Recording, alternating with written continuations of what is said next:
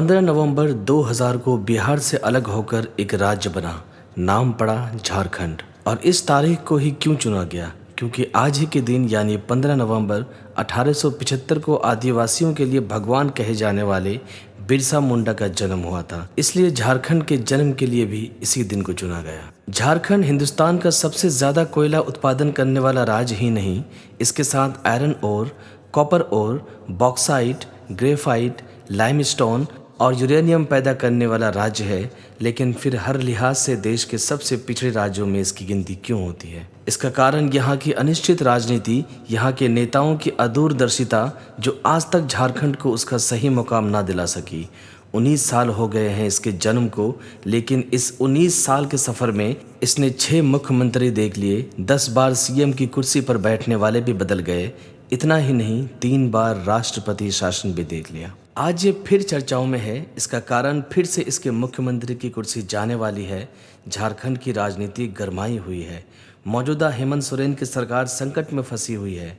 अवैध खनन मामले में फंसे हुए हेमंत सोरेन की विधानसभा की सदस्यता खतरे में है और उनके मुख्यमंत्री की कुर्सी भी जा सकती है। क्या है ये पूरा मामला? दरअसल मुख्यमंत्री हेमंत सोरेन के खिलाफ ऑफिस ऑफ प्रॉफिट का मामला चल रहा था। बीजेपी ने हेमंत सोरेन पर मुख्यमंत्री पद पर रहते हुए रांची के अंगरा में पत्थर की खदान लीज पर लेने की शिकायत की थी। बीजेपी ने फरवरी 2022 में रघुवर दास के नेतृत्व में झारखंड के राज्यपाल रमेश बैस को ज्ञापन सौंपकर आरोप लगाया था कि मुख्यमंत्री के पद पर रहते हुए हेमंत सोरेन ने अपने नाम से रांची के अंगरा में पत्थर खनन लीज आवंटित करा ली। इसमें ऑफिस ऑफ प्रॉफिट और जनप्रतिनिधित्व अधिनियम का उल्लंघन बताते हुए हेमंत सोरेन को विधानसभा की सदस्यता के लिए अयोग्य ठहराने की मांग की गई। बीजेपी ने आरोप लगाया था कि सोरेन झारखंड के सीएम होने के साथ साथ खनन और वन मंत्री भी हैं। अपने अधीन वन विभाग से उन्होंने खनन की एक लीज ली है। उन्होंने जनप्रतिनिधित्व कानून 1951 की धारा 9A का हवाला देते हुए कहा कि सरकारी ठेके लेने के कारण उन्हें विधानसभा की सदस्यता से अयोग्य कर देना चाहिए। ऐसे में अब राज्यपाल को फैसला लेना है। ऐसे कयास लगाए जा रहे हैं कि हेमंत सोरेन अपना इस्तीफा राज्यपाल को सौंपने वाले हैं।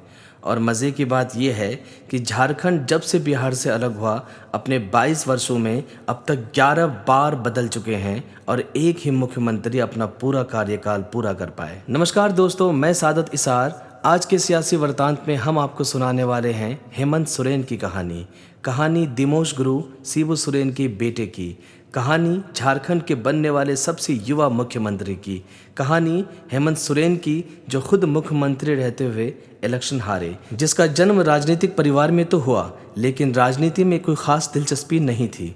राजनीति में उनका पदार्पण भी बिल्कुल राजीव गांधी की तरह ही हुआ था।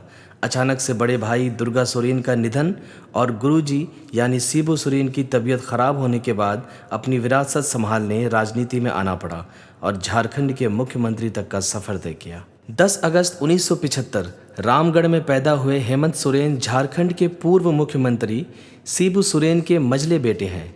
राजनीतिक परिवार में जन्म होने की वजह से राजनीति को बड़े नज़दीक से देखा, लेकिन हेमंत सोरेन को कभी राजनीति में दिलचस्पी नहीं रही। दुर्गा सोरेन जो बड़े भाई थे, उन्होंने ही राजनीति को चुना था और अपने पिता के नक्शे कदम पर चल रहे थे।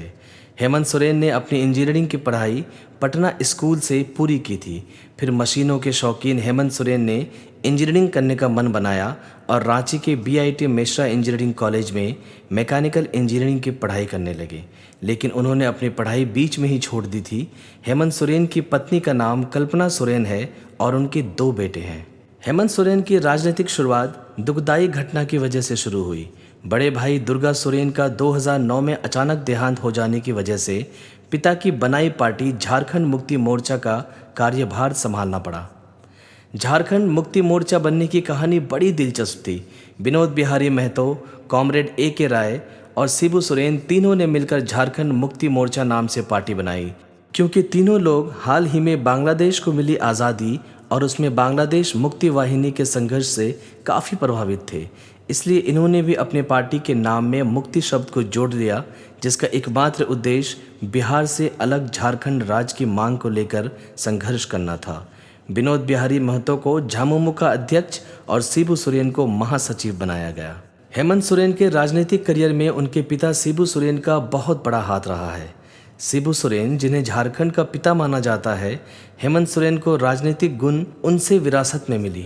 शिबू सोरेन ने हमेशा आदिवासी समाजों की लड़ाई लड़ी और ज़मीन से जुड़े मुद्दों को उठाते रहे। अपने पिता की विचारधारा को थामे हेमंत सोरेन भी राजनीतिक की दुनिया में आगे बढ़ते चले गए और जैसा प्यार उनके पिता को मिला वही हेमंत भी पाने में कामयाब रहे। 2009 में हेमंत सोरेन ने राज्यसभा सांसद के तौर पर राजनीति में कदम रखा।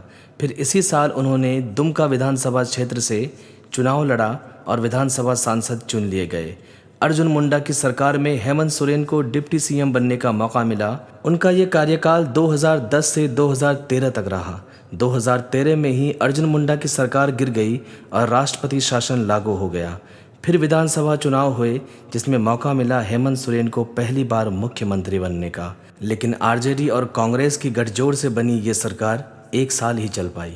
हेमंत सोरेन ने बीजेपी की सरकार बनने के बाद विपक्ष के नेता के तौर पे कमान संभाले रखा। इस दौरान उन्होंने बीजेपी द्वारा आदिवासियों की जमीनों को सरकारी बनाने का पुरजोर विरोध किया। इस कानून का आदिवासियों ने काफी विरोध किया, जहां एक प्रदर्शन के दौरान एक आदिवासी की मौत भी हो गई थी। पाता लगड़ी मूवमेंट का नेतृत्व करते हुए हेमंत सोरेन भी अपने पिता की तरह आदिवासियों के दिल में खास जगह बना चुके थे।